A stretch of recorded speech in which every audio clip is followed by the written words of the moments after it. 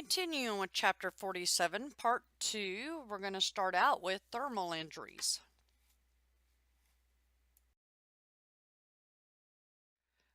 Burns.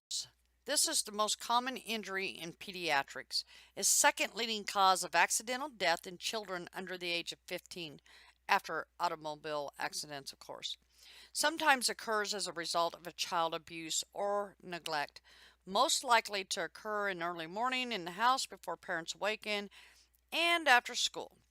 Children under 2 have a higher mortality rate due to greater central body surface area, greater fluid volume, and less effective cardiovascular responses to fluid volume shifts. It is estimated that 75% of burns are preventable. Common burns related to age or situation would be toddlers, such as hot water scalds. Older children is usually flame-related burns. For child abuse, it can occur at any age, or it could be child playing with matches or lighters, which account for about 1 to every 10 house fires. So looking at the different types of burns, you have a thermal. This is due to fire or scalding, vapor or liquid, or hot surfaces.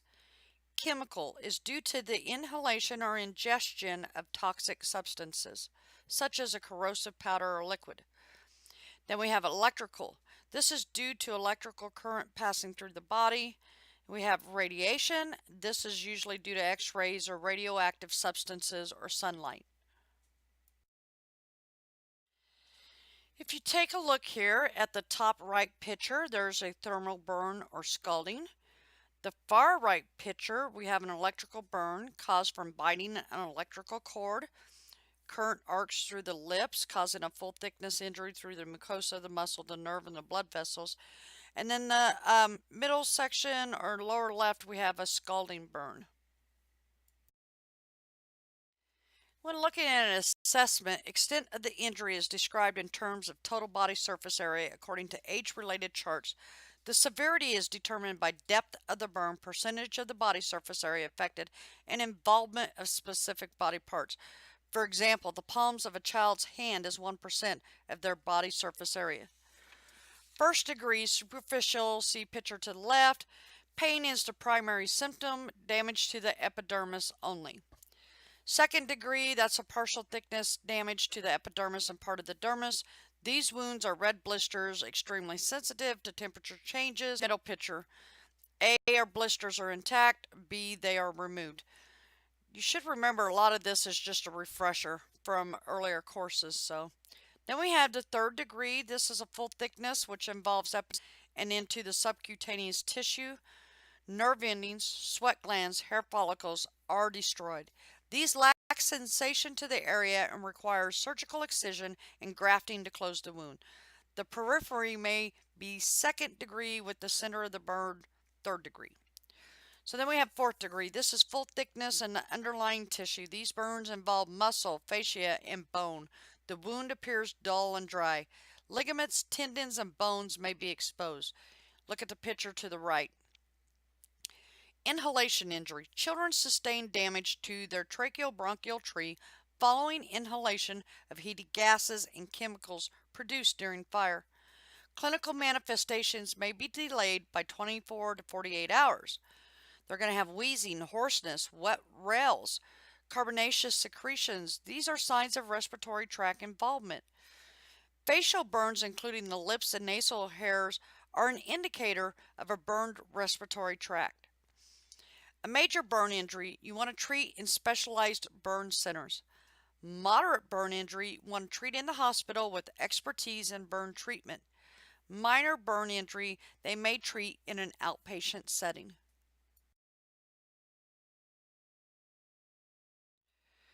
This burn shows the varying levels. The red area on the bottom is deep partial thickness, the white area is the full thickness burn, and the black area is the full thickness with eschar.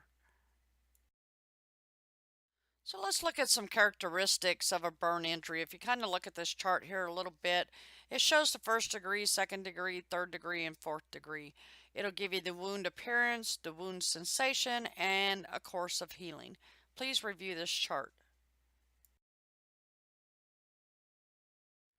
You also need to review Figure 47-12. The rule of the nine cannot be used to evaluate percent of burn in children due to their changing proportion. The London Browder chart with the BSA distribution is used for determining percentage of body surface areas in pediatric burn injuries. When reviewing the care of the minor burns, wound cleansing with mild soap and tepid water is recommended. Debridement is the removal of the intact blisters. That's kind of controversial, and some experts say that removal provides entry for pathogens, whereas other experts say that the blister fluid provides a growth medium for organisms. So it's going to depend on what your physician orders. So they may have dressings. They may cover wound with antimicrobial ointment. Most providers favor this to reduce the risk of infection and provide pain relief. They may have hydrocolloid or other non-adherent dressings that could be used or applied as well. And then the frequency of dressing changes will vary. The wound is cleansed with each dressing change. And then you kind of think about it, most minor burns heal without any difficulty. Okay, so let's talk about emergency care in a burn. All right, so here's your priorities. Stop the burning process. Assess the child's condition. Cover burn to prevent contamination. Transport the child to appropriate level of care. Provide reassurance. Establish an airway. Cyanosis, singed nasal hair, charred lips, and stridor are indications that flames may have been inhaled. An endotracheal tube may be inserted to protect the airway. Establish an intravenous line. Fluid replacement therapy is critical in the first 24 hours. Obtain blood and other body fluids for laboratory testing if ordered. A nasogastric tube may be inserted to empty stomach and prevent complications. Adequate nutrition is important due to the increased metabolic demands. Poor nutrition can also delay healing. Medications are going to be antibiotics, analgesics, anesthetics for procedural pain. Goals will be to decrease burn fluid losses, prevent infection, control pain, promote nutrition, and salvage all viable tissue. Let's talk about wound management for major burns. Primary excision. Excision is performed for full thickness burns as soon as the patient is hemodynamically stable following initial resuscitation that we just discussed. Debridement. This is a partial thickness burns that require debridement to promote tissue healing. Hydrotherapy is used to cleanse the wound. Topical antimicrobial agents are applied directly to the wound surface and the wound is left uncovered. Another use of antimicrobial agents is when a gauze is saturated in the agent and applied to the skin, or the agent is applied directly to the wound. Multiple layers of bulky gauze are placed over the primary layer and secured with a gauze or net. Then there is biologic skin coverings. We have an allograft, xenograft, synthetic skin substitutes, split thickness skin grafts. Look at pages 1524 and 1525. So basically, your wound care, your burn care, everything is going to be similar except for that you have to adapt the needs for a pediatric patient. You need to think of those. A lot of it is social and psychological issues. Nursing evaluation should include the following questions. Are they getting adequate pain relief? Are they free from infection? Is there adequate urine output? Do we have adequate perfusion? Do we have adequate joint mobility? Is there adequate nutrition?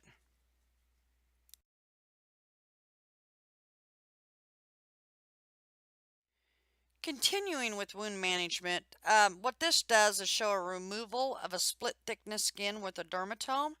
The top hand is a sheet graft, the bottom hand is a mesh graft. Sheet grafts are used in highly cosmetic areas. The sheet of skin doesn't go very far though. With mesh grafts, the donor skin is passed through a mesher, which includes the tiny slits in the skin, which help it cover about 1.5 to 9 times more area than a sheet graft. The cosmetic outcomes are not as great with this though.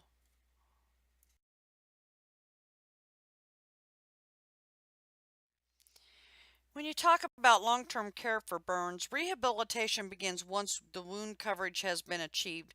Care involves the multidisciplinary team. You have the prevention and management of contractures by maintaining proper body alignment, positioning, and performing active and passive range of motion exercises. This is important. Then we have physical and occupational therapy that begins as soon as possible in the rehabilitative phase. Facilitate adaptation of child and family, encourage the child to participate in their care, educate the child on their injury and treatments. The parents are included as members of the child's multidisciplinary team and should be included in the care and management of the child. You want to provide information on burn prevention and teach health promotion. Each visit to include appropriate temperatures for hot water heaters, keep handles of pots, pans away from the edge of the stove, keep small children off the lap when drinking hot liquids, keep matches, lighters, flammable materials away from children, and install and replace batteries on smoke detectors. You also have to realize that patients will also have a self image concern.